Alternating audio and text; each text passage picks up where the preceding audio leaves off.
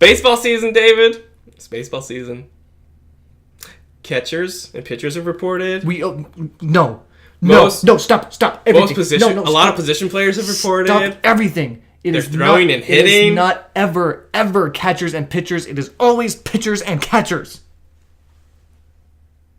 So the catchers and the pitchers and the pitchers and the catchers are all reporting, and they're throwing.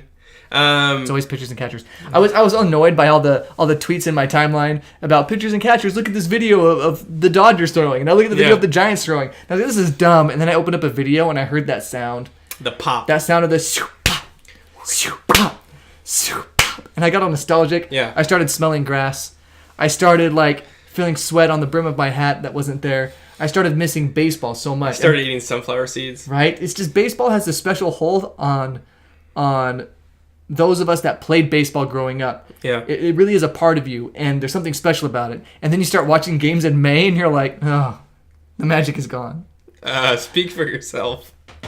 Well, diehard Dodgers fan. But I don't have a team that I love to follow, though, so I don't know. But Anthony will be awake until 3 a.m. watching an extra inning game. Oh, man. Those extra inning games. In May. That's like the biggest downside to being a sports fan anywhere but the West Coast. Word. We had it made when we lived on the West Coast. We lived on Pacific time in Nevada.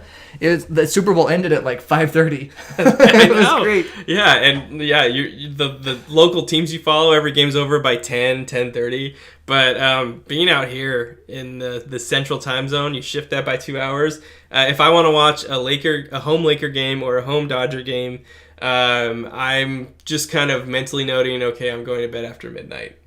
And if it goes overtime or extra innings, okay, probably 1. And if it was a big game and I need to wind down, probably 2. You need to wind down? Well, what do you do to wind down? Because you are a huge Dodgers and Lakers fan. Yeah. And I've seen you post Dodgers playoff game. Yeah. What is your calm down method? What do you do to zen out so you can chill and go to sleep? Well, it depends if it was a win or a loss, right? Okay, let's go loss first. Let's go negative first and positive. So after if it's loss, negative first, I turn off the TV. I don't look at Twitter. It's like it never happened. I do something unrelated.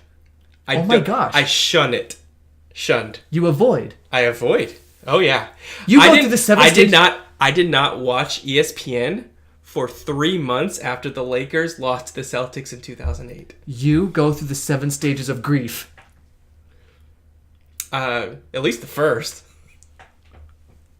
I'm looking up the 7 stages. Keep going. I'm gonna look up the 7 stages. See if this... And so it's complete. Just that never happened, right? I've gotten better with time, with my with age, with maturity, and so maturity and perspective, right? I think having kids, being older than the players, right? All of that, I think, has given me a little bit of perspective. This is not as big a deal as I once thought it was. But it still hurts, especially the last 2 Dodgers World Series. That was rough, especially Game 7 against the Astros. That was hard. Game 2 of that series, Game 2 against the Astros, where Kenley gives up the home run in the 9th to tie it up, and then they lose in extras. When you know that if they go up 2-0, that they're probably going to win the series. Instead, they're going back to Houston, tied 1-1. That was a big one. The last time the Dodgers won a World Series, I was born. Yeah, it was 1988.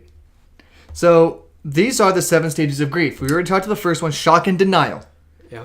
You're solidly in that zone. The next is pain and guilt. Okay, definitely experienced those. Yeah. Anger and bargaining. If we could have just had this, you just went through anger and bargaining. Dave Roberts was the focus of my anger and bargaining. There you go. Dave Roberts, you just leave Rich Hill in. Right? Just leave Rich Hill in Game 4. Okay, so there was the anger and the bargaining. Depression, reflection, and loneliness. Definitely go through all that. Okay, that's stage 4. Yeah. Stage 5 is the upward turn. Oh, yeah, off-season. The off-season, so at some point in the off-season you start feeling better? Yeah. Okay, number 6, reconstruction and working through. Yeah, I guess. Is that like rationalizing? What's that mean? What is that? As you become more functional, your mind starts working again, and you will find yourself seeking realistic solutions to problems posed by your life without your loved one, in this case, a World Series. Yeah, well, that's when I start to look at the roster and I say, like, we got a legit chance to be, like, there's no holes here. Like, we are still the team to beat. Seager's coming back. Our pitching rotation's good. We still have Kershaw. And then number 7 is acceptance and hope. Yeah, oh, definitely. Yeah. Now you feel like the Dodgers have a legit chance because Seager's back, right? Yeah, Seager's back. Bullpen's healthy. We've got like 6-7 legitimate starters. Oh yeah. During this, and like no one else in the NL West has gotten better. So I mean, except the Padres. We'll get to that in a second. During this, the last of the 7 stages in this grief model, you learn to accept and deal with the reality of your situation. So you accept the loss of the World Series, right? And acceptance does not necessarily mean instant happiness. Oh my gosh. So when your teams lose, you go through the 7 stages of grief. Yep.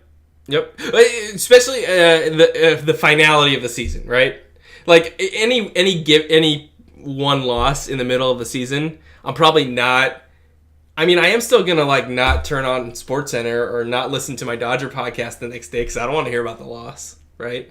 So like I guess micro progression through those 7 stages. Sure. Yeah. Wow, that was amazing. All right. I know some of you out there might not be interested about what just happened, but I am fascinated by what just occurred on our podcast.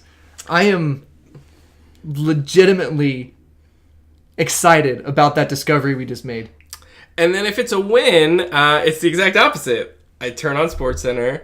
I'm looking at Twitter. I'm waiting for the podcast to be uploaded. You're watching. I'm wanting to relive the moment. Yes. Right. Yes. And let that wash over me and go to sleep with a smile on my face. But so I think it takes me much longer to kind of come down from a loss than a win. Wow, that's amazing! I can't believe we just went through that. That's so cool.